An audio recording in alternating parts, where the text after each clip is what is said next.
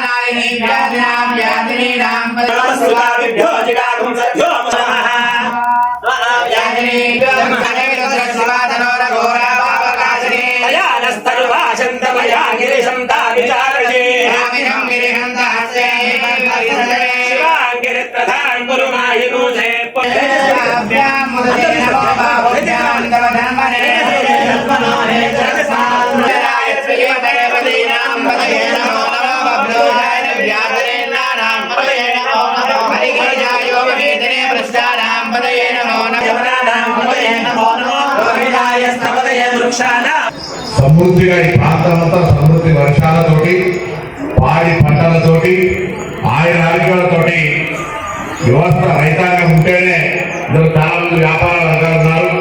మరి పాడి పంటలు ఉంటేనే మన వ్యాపారంలో ముందుకుపోతుంది. కాబట్టి మన సొంత కొంత స్వార్థం ఉన్న లోక కళ్యాణం అనేటువంటిది ఇది ప్రపంచం అందరికీ ఉపయోగపడేది. కాబట్టి ఈ పూజలో వారాహి స్వామి అమ్మవారు అంటే చాలా పవర్ఫుల్.